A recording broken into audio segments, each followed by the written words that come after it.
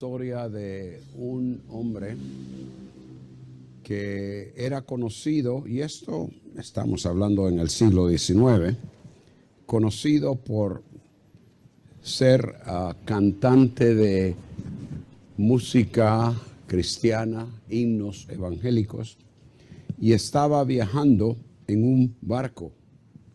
En realidad, él era el cantante que acompañaba al evangelista Moody. Y estaban en un barco cuando algunas personas lo reconocieron al cantante y le pidieron que entonara un himno. Le pidieron que entonara un himno de su propia composición, pero él dijo, no, voy a cantar otro. Y procedió a cantar. No sé exactamente si esto está en nuestros himnarios en español, pero es algo, la traducción sería algo como Salvador como un pastor, guíanos. ¿Conocen ese nombre o sea, título más o menos? Bueno, no lo voy a entonar, hermanos, porque no puedo hacerlo ahora. Pero en todo caso, él comenzó a cantar. Y una de las estrofas decía algo como, tuyo somos, tú eres nuestro amigo, sé tú nuestro protector. Cuando terminó de cantar, una persona, un hombre, se acercó a él y le dijo, le preguntó, ¿usted estuvo en el ejército? Le extrañó al cantante la pregunta. Y antes de que pudiera contestar, la segunda pregunta vino y usted hace como 13 años estaba de guardia en una ocasión cuando era una luz, una luna muy resplandeciente. ¿Estaba usted una noche así de guardia? Y eso le sorprendió más que hiciera esa clase de pregunta. El hombre procedió a decirle, yo estaba ahí también, pero en el ejército opositor. Yo estaba detrás de unos árboles y cuando lo vi a usted, levanté mi rifle para dispararle. Pero en ese momento usted dirigió sus ojos al cielo y comenzó a cantar exactamente lo que acaba de terminar de cantar. Y pensé, lo voy a dejar que cante su canción y después de aquí no sale vivo. Cuando escuché las palabras que usted cantaba, particularmente, tuyo somos, tú eres nuestro amigo, sé tú nuestro protector. Me acordé que mi madre también cantaba esas palabras. Levanté el rifle, pero me fue imposible dispararle. Porque era como que si esas palabras eran una oración que Dios le estaba contestando en esos momentos. Y fue así entonces como este hombre, este cantante de himnos, sin tener la menor idea del peligro en que estaba, fue protegido por el Señor. Y así es como sucede en nuestras vidas. Sí, hay ocasiones que podemos decir, el Señor me ayudó, y podemos identificar qué fue lo que sucedió y qué fue lo que el Señor evitó como para protegernos. Pero ¿cuántas cosas podrán ser parte de nuestra vida que no nos damos cuenta de lo que sucedió y el Señor está activo? Bueno, como hemos dicho, Dios había dicho que Él se manifestaría a su pueblo en Jerusalén. Y que era necesario que las familias y los hombres definitivamente fueran 3 veces al año para adorar en ese lugar que él había escogido. Seguramente de diversos lugares en Israel viajaban. Para algunos la jornada tal vez era relativamente corta, para otros mucho más larga, para algunos no había ningún problema, para otros quizás habían peligros en el camino, no sé si fieras salvajes. Acuérdense que David tuvo que luchar con un león en cierta ocasión, de manera que fieras salvajes, maleantes, al pasar quizás por cerca de un abismo, un resbalón, cuántas cosas habrían tenido que pasar. Y fue precisamente como una oración, como una expresión de confianza en que alguien que iba obedeciendo al Señor para adorarle en esas ocasiones, escribió el salmo que ahora vamos a estudiar. Un salmo muy bien conocido, posiblemente por algunos de ustedes ya hasta memorizado. Pero es el Salmo 121. Y voy a leerlo básicamente con la traducción de la Biblia de las Américas, aunque con un par de ajustes que he hecho en esa traducción personalmente. Levanto mis ojos a los montes. ¿De dónde vendrá mi ayuda? Mi ayuda viene de Yahweh, que hizo los cielos y la tierra. Que no permita que tu pie resbale, que no se adormezca el que te guarda. He aquí no se adormece ni duerme el que guarda a Israel. Yahweh es tu guardador. Yahweh es tu sombra a tu mano derecha. El sol no te herirá de día, ni la luna de noche. Yahweh te guardará de todo mal. Él guardará tu alma. Yahweh guardará tu salida y tu entrada desde ahora y para siempre.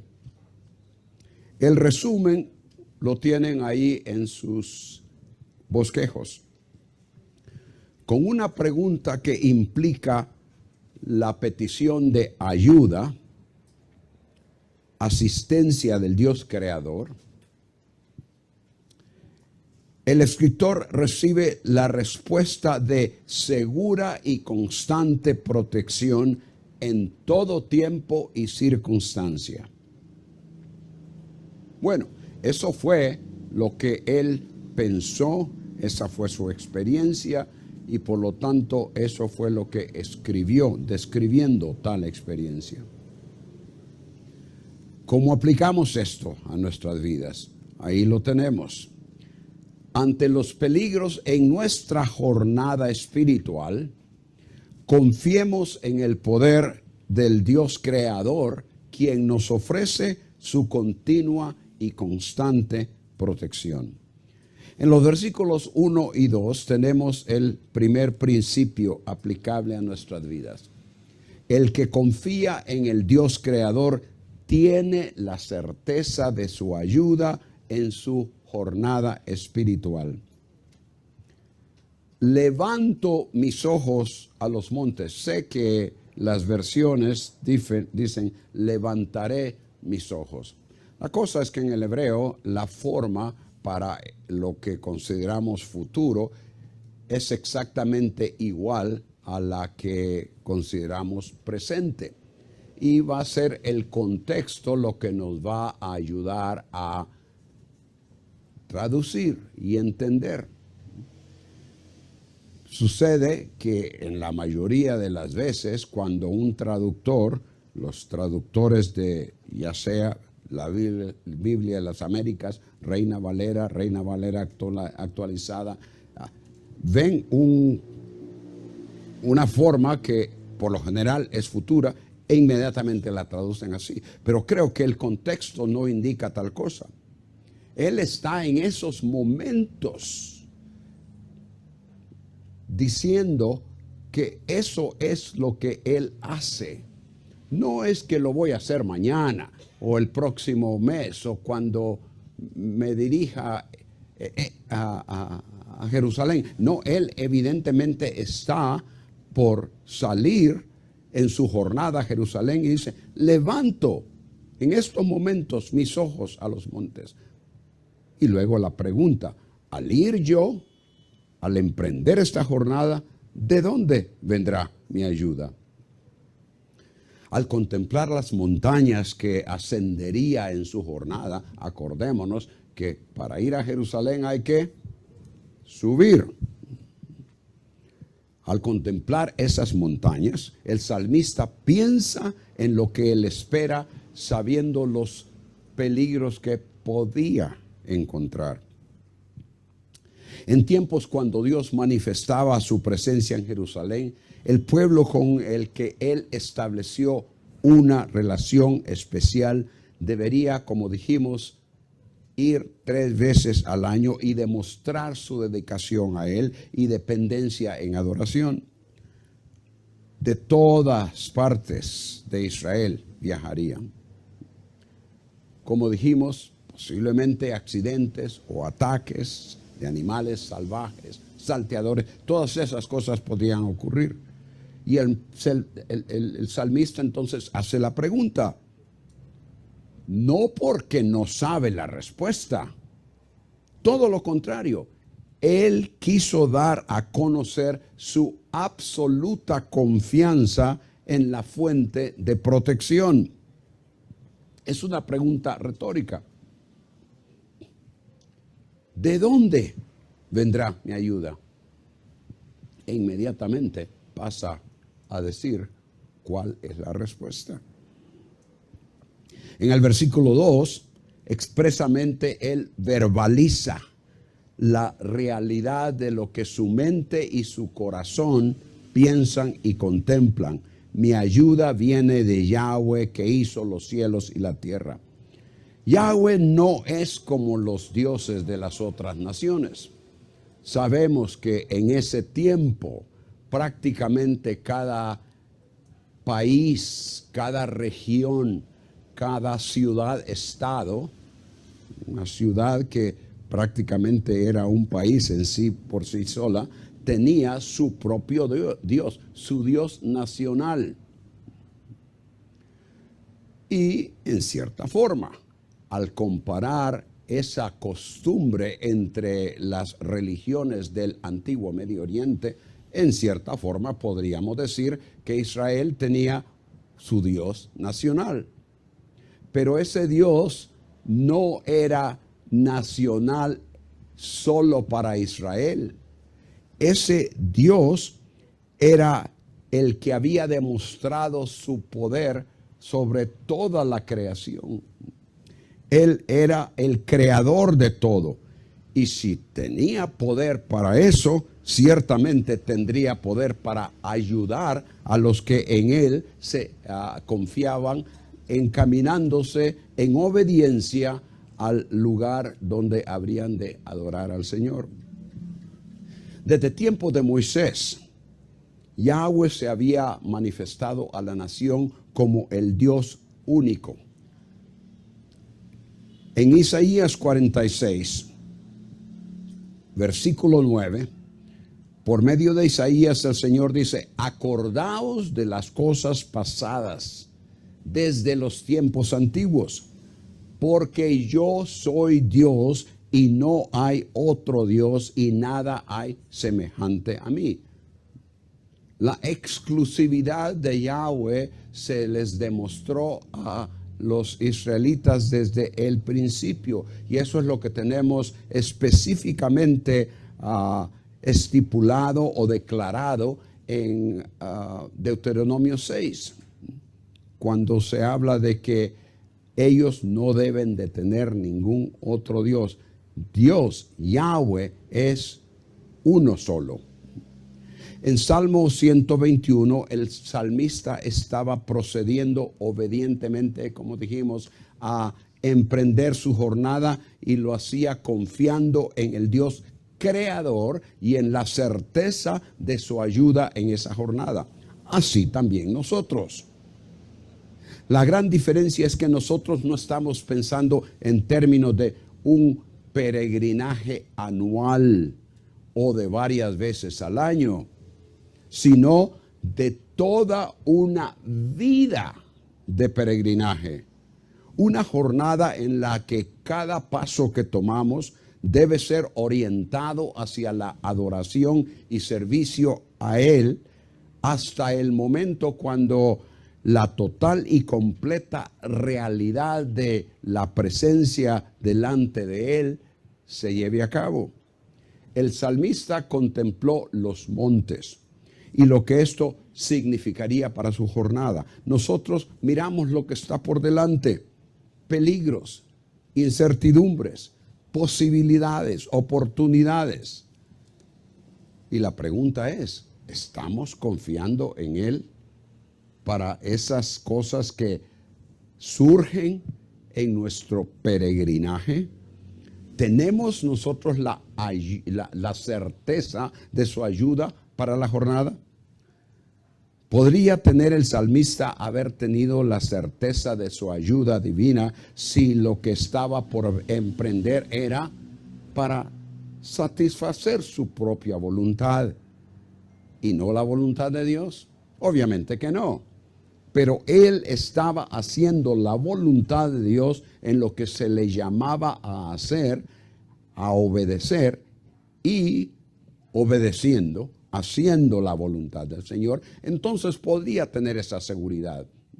Y es ahí donde puede haber una incertidumbre a nosotros, en cuanto a nosotros se refiere, si podemos verdaderamente confiar en la bendición, en la protección, en el cuidado del Señor para lo que estamos por hacer. Si estamos por hacer su voluntad, podemos contar con tal cosa. Pero si lo que voy a hacer es porque así lo quiero yo, estos son mis planes,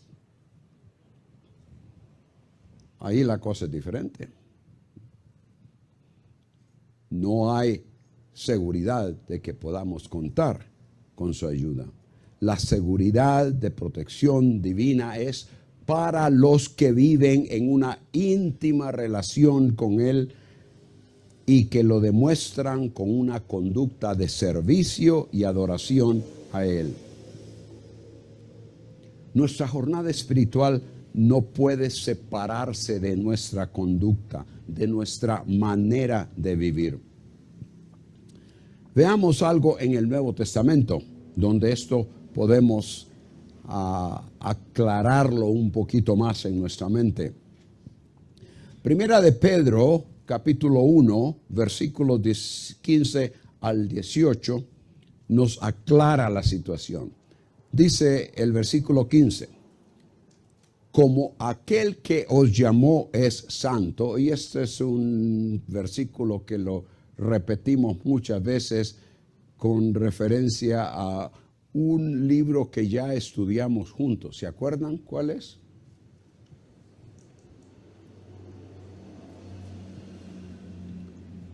Levítico, el libro de Levítico. Así como aquel que os llamó es santo, así también sed vosotros santos en toda vuestra manera de vivir. Esa es la parte importante a la cual quiero llegar. Manera de vivir. Y pasa a decir en el 17, versículo 17, si invocáis como Padre a aquel que imparcialmente juzga según la obra de cada uno, conducíos en temor durante el tiempo de vuestra peregrinación. Literalmente esa parte es en temor vuestro tiempo de estadía, peregrinad.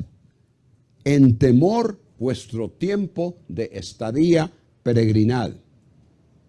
Y aquí lo que tenemos es que peregrinaje y manera de vivir, esos dos términos, son de la misma raíz. Uno es sustantivo y el otro es un verbo. De manera que peregrinaje tiene que ver con la manera de vivir. Y la manera de vivir tiene que ver con ese peregrinaje. En 2 de Pedro 3:11, él dice, puesto que todas estas cosas han de ser deshechas, ¿cómo no debéis vosotros andar en santa y piadosa manera de vivir? O podríamos decir, en santa y piadosa y piadoso peregrinaje. Nuestra jornada debe conducirse en una manera santa y piadosa.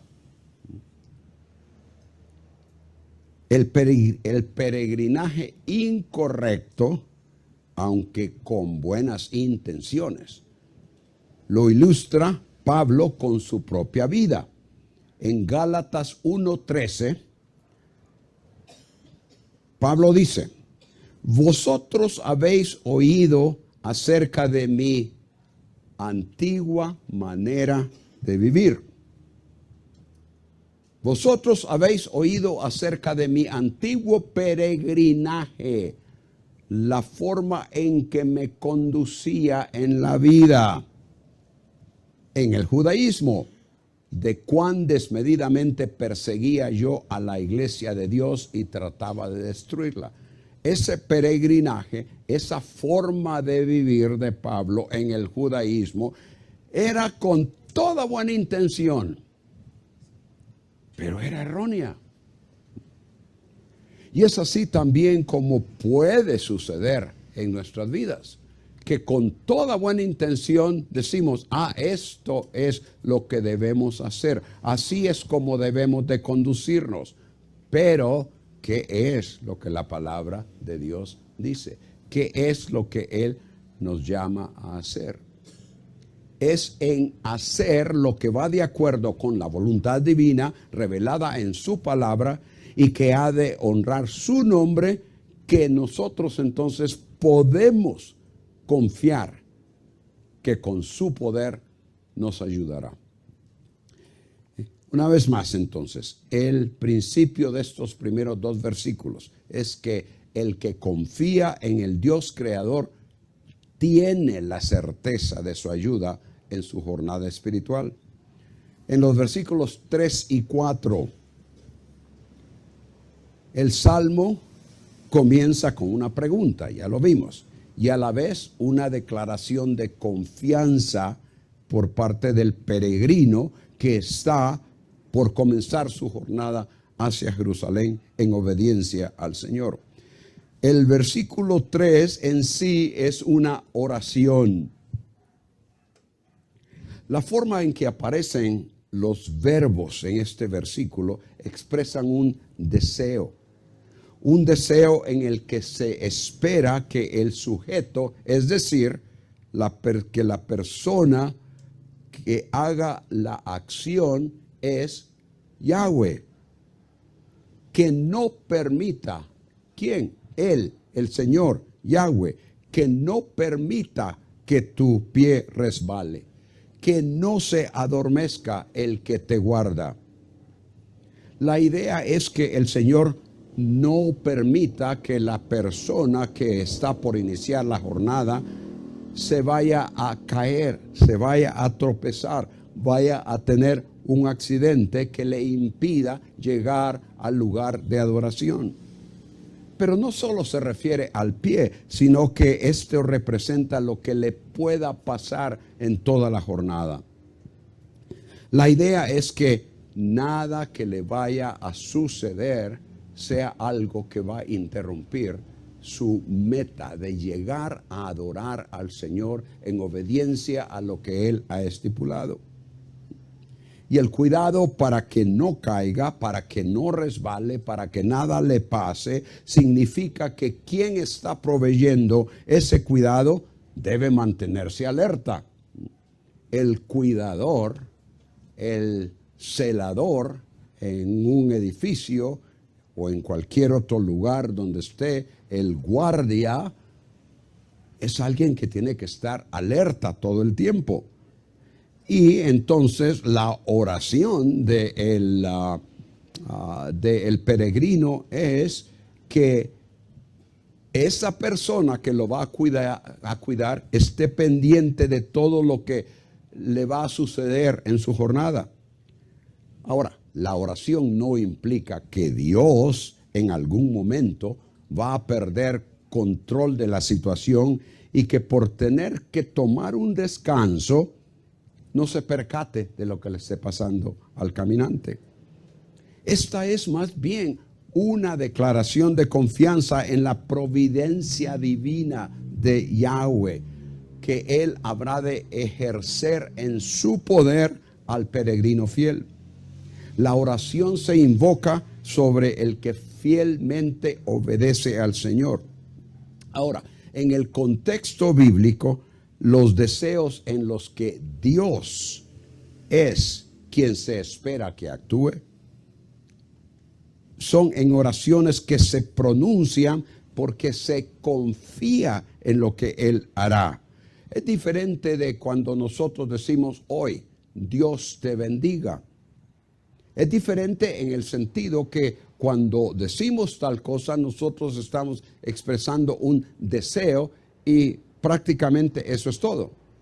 Pero no lo decimos en forma de oración necesariamente. ¿Cuántos de nosotros verdaderamente cuando decimos eso estamos orando al Señor en nuestro corazón, en nuestra mente, en nuestro interior, para que en realidad Dios te bendiga? Es un deseo nada más.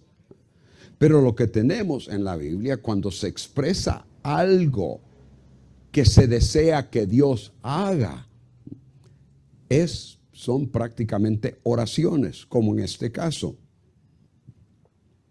Nadie podía ni debería sencillamente dar por sentado que pasare lo que pasare, que hicieran lo que hicieran, que vivieran como quisieran vivir, que Dios les guardaría. Imposible. Esta es una oración del que verdaderamente confía en el Señor. No es alguien diciendo, bueno, pues voy a tomar este viaje a tal lugar confiando en Dios. Eso lo escuchamos de toda persona prácticamente en nuestro contexto, con cierta religión, con cierta tradición, mencionando a Dios como parte de lo que se dice. Pero no, en este caso es una oración del que verdaderamente confía en el Dios creador y él es un fiel adorador de ese Dios y se conduce delante de él en obediencia. El que confía en el Dios de la Biblia tiene la certeza de su ayuda en todo tiempo. Ahora, es interesante que habla de que no se adormezca el que te guarda, porque hay ciertos versículos, ciertas expresiones, particularmente en los Salmos, donde, por ejemplo, Salmo 44, 23, el salmista dice, despierta, ¿por qué duermes, Señor? Despierta, no te alejes para siempre. En el Salmo 80, versículo 2, despierta tu poder delante de Efraín, de Benjamín y de Manasés, y ven a salvarnos. El Salmo 78, 65 dice, entonces despertó el Señor como quien duerme. Esa es una símile. Como quien duerme, como que si hubiera estado dormido. ¿Estaba dormido el Señor? Obviamente que no. Dice, como quien duerme, como un valiente que grita excitado del vino. Las palabras de estos versículos llamando al Señor a que se despierte, son desde el punto de vista del que ansiosamente espera respuesta de Yahweh en alguna necesidad, pero que no la ha recibido por un tiempo y por eso, por la falta de acción del Señor, le hace sentir como que si el Señor está ausente, como que si está dormido o que no ha escuchado la petición. Seguramente nos ha pasado a la mayoría de nosotros, si no a todos, que hemos tenido una necesidad, algo por lo cual hemos estado orando al Señor para que intervenga, para que nos ayude, para que nos saque del aprieto. Y oramos, y oramos, y oramos. Yo recuerdo claramente un año que puedo considerar el año más difícil para mi vida. Todo un año esperando que el Señor contestara.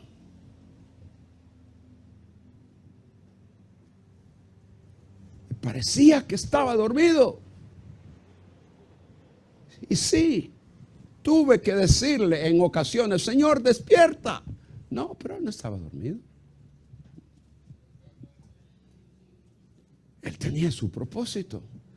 Y Él sabe cuál es el tiempo, el momento oportuno, correcto, apropiado. Y el salmista, en el Salmo 121, cuando dice que no se adormezca el que guarda a Israel, el que te guarda, lo expresa como una oración, pero es una oración de confianza. Sabe que Él no va a dormir. Y podemos constatar de que ese es el caso con los versículos que continúan en el versículo 4. Pero vamos a llegar ahí. Permítame, antes de terminar esta parte, hacer una referencia al Nuevo Testamento. En el Nuevo Testamento hay un caso interesante. El Dios hombre, quien en su naturaleza humana sí necesitaba descanso, en Marcos 4, 38, 40, estaba dormido mientras la barca cruzaba el mar de Galilea. Y desatándose una tormenta, los discípulos tuvieron que despertarle. Maestro, ¿no tienes cuidado que perecemos? Y levantándose, reprendió al viento y dijo al mar, calla, enmudece, y cesó el viento y se hizo grande bonanza. Ahora, no termina ahí el versículo, porque pasa a decir, y les dijo, ¿por qué estáis amedrentados? ¿Cómo no tenéis fe? ¿No estoy yo aquí? ¿No vais conmigo? Teníais que haberme despertado para... ¿No sé yo lo que está sucediendo? El problema estaba ¿con quién? ¿Con el Señor que estaba dormido o con ellos que no tenían fe?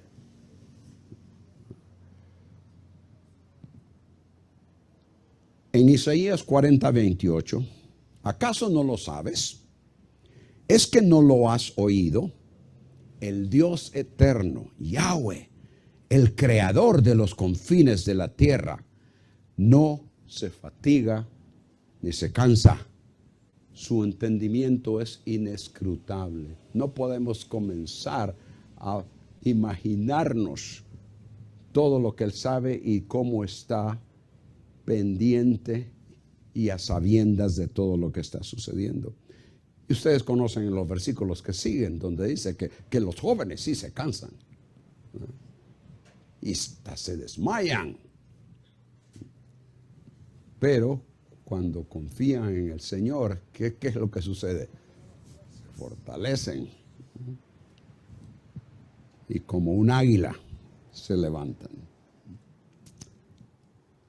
Como mencioné en el versículo 3, es una oración que sirve de transición para el versículo 4, el cual comienza a dar detalles de cómo es que Yahweh, el Dios de Israel, protegerá al caminante en toda su jornada, incluyendo su ida, su travesía y su regreso. Noten la declaración en el versículo 4. He aquí, no se adormece ni duerme el que guarda a Israel. Ahí está. No se adormece ni duerme el que guarda a Israel. No se pone soñoliento. No tiene que tomar un descanso. Y cuando dice, he aquí, eso llama la atención a la proximidad de la presencia del Señor y a la realidad de que Él está alerta y consciente de lo que está pasando todo el tiempo. Esa frase aquí, no se adormece ni duerme, enfatiza la imposibilidad de que tal cosa suceda y la seguridad de que Él está atento, despierto. Así expresa seguridad de que Él, es decir, el salmista expresa seguridad de que Él no pierde control en ningún momento, que está al tanto y al cuidado de los que confían en Él, que se han encomendado a Él y a quienes Él se ha revelado y ha hecho promesas. En el contexto, obviamente, es Israel y los que son parte de ella. Y ya que el énfasis es en la protección divina para los que se conducen de acuerdo con la voluntad del Señor, orientados a honrarle, a ellos entonces se les asegura que Él no se adormecerá ni dormirá. En Génesis 28, 14 y 15, Dios hizo una promesa a Jacob y a su descendencia. Y después de que le menciona varias cosas, dice ya casi al final, y te guardaré por donde quiera que fueras. Y te guardaré. Aquí dice que Él es el guardador, el que guarda a Israel. Te guardaré. Jacob, cuyo nombre vino a ser Israel, de donde surgió toda la nación. Deuteronomio 32:10. Le halló en tierra de desierto y en yermo de horrible soledad. Lo trajo alrededor, refiriéndose una vez más a Israel. Lo guardó como la niña de su ojo. Y un versículo que también es muy bien conocido, Isaías 26:3. Tú guardarás, ¿cómo? En completa paz a aquel cuyo pensamiento en ti persevera, constantemente está allí, porque en ti ha confiado. La bendición a la que Israel debería siempre mirar y en la que debería esperar que el Señor mismo actuara, el Señor se la indicó a Aarón. Algo que Aarón debería de pronunciar sobre el pueblo. Una vez más, una oración. Número 6, 24, 26 al 26. Jehová te bendiga y ¿qué? Y te guarde. Jehová haga resplandecer su rostro sobre ti y tenga de ti misericordia. En base a esto y manteniéndose fiel, Israel debería reconocer constantemente que Yahweh era su guardador. La palabra ahí puede traducirse guardador o podría traducirse también el que está guardando. Es lo que llamamos aquí un participio, que se traduce por lo general al español como un gerundio, el que está guardando. Puede traducirse, como dije, guardador o el que está guardando. Y el hecho de que Él está siempre consciente, alerta, sin perder control de la situación en ningún momento, entonces nos preguntamos, ¿podemos nosotros tener la certeza y confiar de que Él nos guarda todo el tiempo? Claro que sí. Pero en eso de ser nuestro guardador, no olvidemos la diferencia, la gran diferencia entre el Antiguo Testamento y las enseñanzas del Nuevo Testamento. Porque en el Antiguo Testamento, en muchas ocasiones, y podría aventurarme hasta decir que en la mayoría de las ocasiones, ese guardar, ese proteger, ese cuidado, tiene que ver con algo físico. Guardar la vida, proteger de que nada le suceda a Israel, que protegerles para que salgan victoriosos en la batalla, que otros países u otras regiones no le ocasionen el daño. Por lo general tiene que ver con lo físico. Pero en el Nuevo Testamento, el énfasis es espiritual.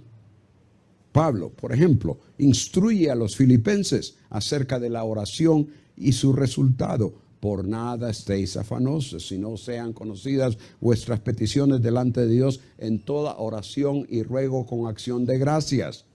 Y la paz de Dios que sobrepasa todo entendimiento, ¿qué? Guardará, ¿qué?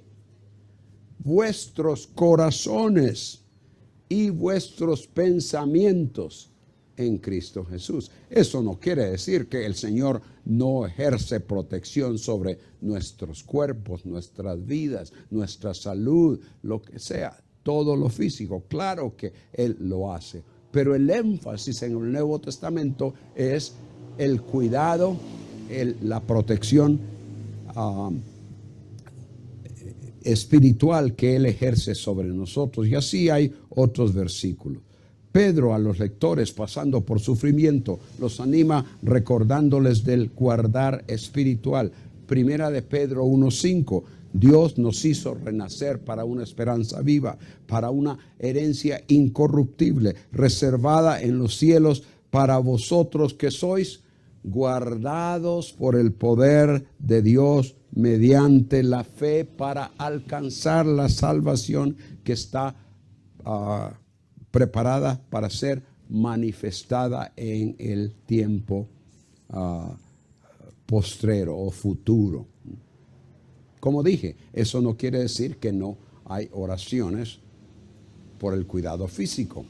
Ayer hicimos referencia a la situación de Pablo cuando da testimonio de que en su primera defensa todos le abandonaron, pero el Señor estuvo con él y él me libró de la boca del león. Ahí está hablando obviamente de un cuidado físico.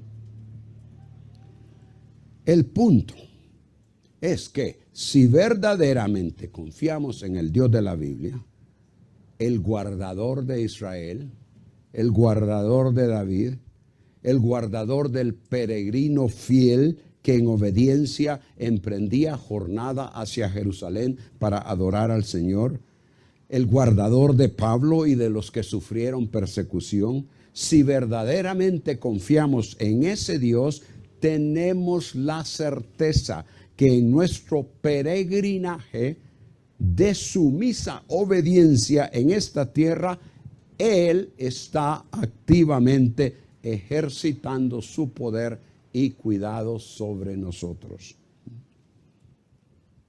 En tercer lugar, para los versículos 5 al 8, el principio que vemos ahí es que el que confía en el Dios de la Biblia tiene la certeza de su protección, no solo todo el tiempo, sino en toda circunstancia. Ya en los versículos 3 y 4 apareció el verbo guardar. Y en el resto del Salmo lo encontramos 4 veces más. Claramente el énfasis es en la presencia protectora Torah del Señor, con los que se encaminan a hacer lo que Él ha ordenado. Versículo 5, Yahweh es tu guardador.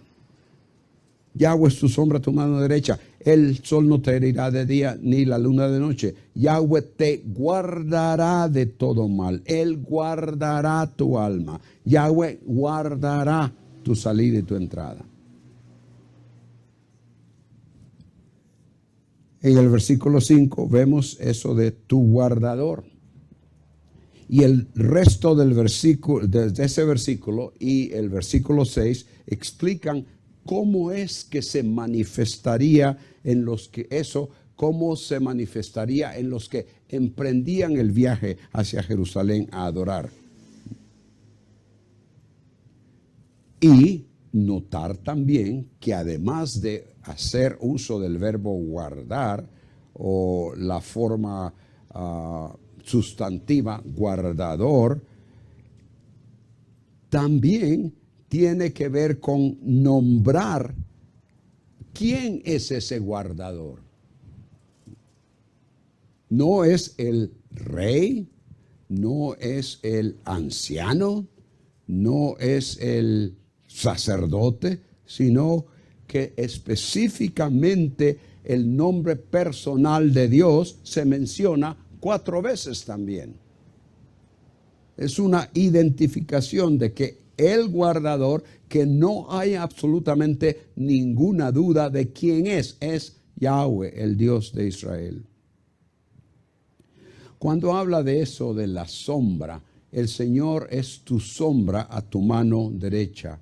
Podría entenderse como sombra para el peregrino que emprendía jornada bajo el ardiente sol. Obviamente es una región del mundo donde el sol es intenso y tendrían que caminar la mayoría de ellos muchos días. Y eso encaja con las condiciones de una caminata que, como dije, podría durar varios días con la intensidad del clima de esa área. Pero creo que más que todo se refiere a la protección en general. Y esto se explica y se entiende mejor en lo que sigue. Noten, el Señor es tu sombra a tu mano derecha. Es una figura de lenguaje refiriéndose a lo que la persona haga. ¿Por qué digo eso? Bueno, porque ¿con qué es que la mayoría de nosotros hacemos las cosas? La mayoría con la mano derecha. Eso no quiere decir que el Señor no iba a proteger a los zurdos. Pero habla de la mano derecha, una vez más, porque la mayoría de las personas hacían y hacen las cosas con esa mano. Se usa lenguaje que en ese tiempo era el acostumbrado y que en la sociedad la gente entendía para referirse a las acciones de las personas. Cuando se habla de la mano, por ejemplo, la mano de Jehová tiene que ver con lo que Él hace con su poder. Y no habla de una mano literal. En este caso es una mano literal, pero que representa las acciones de la persona. El Señor va a cuidar de ti en todo lo que hagas en el proceso de llevar a cabo su voluntad al ir a adorarle en Jerusalén. Entonces, sombra no solo es protección del sol, sino la cobertura o protección divina en toda la actividad del viajero en su jornada a adorar. El sol y la luna también son figuras de lenguaje que representan lo que podía suceder durante el día y la noche. En otras palabras, el Señor dice que Él te protegerá, Él será tu guardador a cualquier hora del día. ya sea que el sol esté afuera y que sea de día, o que ya haya oscurecido y que la luna esté, se pueda ver. Él ha de protegerte a cualquier hora del día o de la noche. Y luego esto de el sol no te, creo que Reina Valera dice, no te fatigará, ¿verdad? La palabra no es, esa es interpretación, la palabra literalmente es no te herirá, no te herirá. Y la idea de la palabra tiene que ver con pegar, con golpear, con herir y hasta con matar. Creo que la idea tiene que ver con cualquier daño que le pueda acontecer, una vez más, en cualquier momento del día o de la noche. El Señor te va a proteger. Y esto se amplía en los versículos 7 y 8. Yahweh te guardará de todo mal, de todo mal.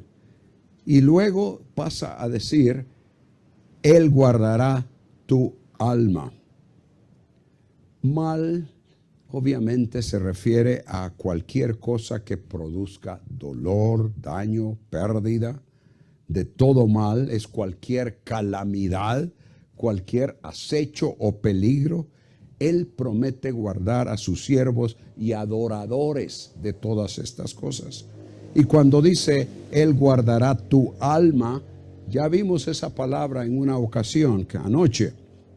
Y como dije, vuelvo a repetir, alma en el Antiguo Testamento en particular, no necesariamente se usa en el sentido como nosotros lo hacemos. Nosotros hablamos del alma refiriéndonos a la parte espiritual, pero alma en la Biblia muchas veces, y particularmente en el Antiguo Testamento, tiene que ver con la persona misma.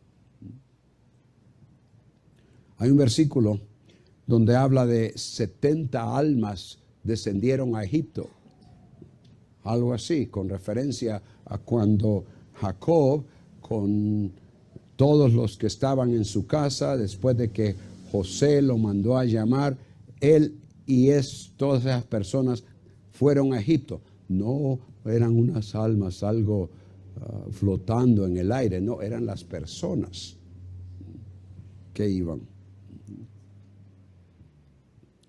En Génesis 2:7 se nos dice que el Señor formó al hombre del polvo de la tierra y sopló en su nariz aliento de vida, y fue el hombre a un ser viviente.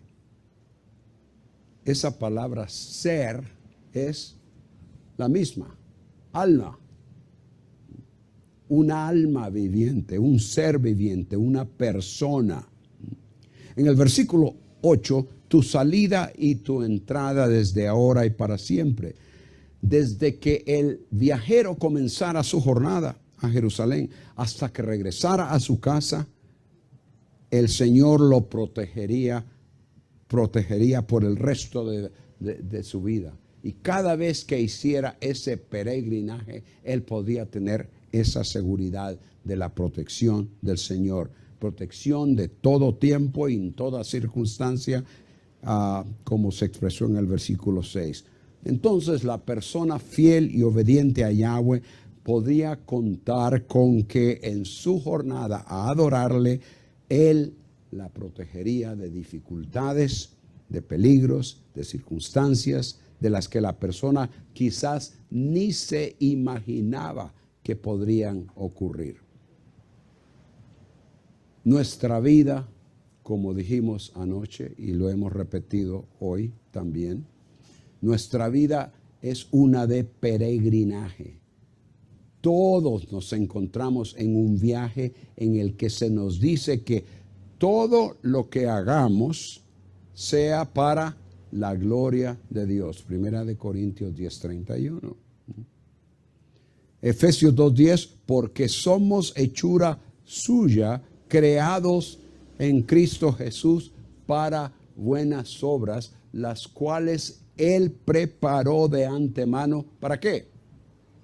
Para que anduviésemos, caminásemos, nos conduciésemos, transitáremos en ellas. Y en Efesios 5:15, mirad pues con diligencia cómo andéis, no como necios, sino como sabios, aprovechando bien el tiempo porque los días son malos. En ese andar, en la jornada de la vida, en la que nos conduzcamos en sumisa obediencia, honrando al Señor, podemos confiar en las palabras a los tesalonicenses y a todo creyente fiel. Segunda de Tesalonicenses 3:3, fiel es el Señor, quien os fortalecerá y protegerá del maligno.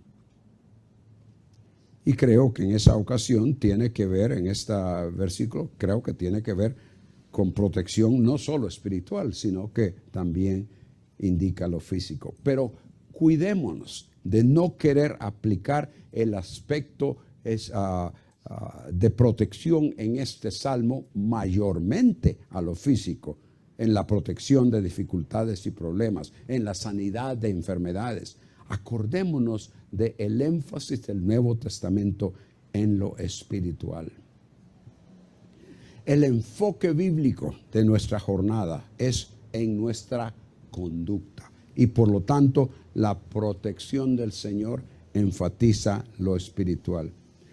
Cada paso de nuestra jornada hacia lo que llamamos la patria celestial, de la que ya somos ciudadanos, debe conducirse confiando en el Dios creador, el Dios de la Biblia. Y si es así, podemos tener, como hemos visto, la certeza de su ayuda en esa jornada espiritual, la certeza de su protección todo el tiempo y la certeza de su protección en toda circunstancia. Estamos ascendiendo hacia Dios, según el Salmo 120, con oposición. Debemos de percatarnos de que tal cosa habrá de suceder. Pero también estamos ascendiendo hacia Dios en esa jornada, como lo dice el Salmo 121, con segura protección. Confiemos en eso. Y el Señor nos va no solo a proteger, sino que a bendecir en tantas formas.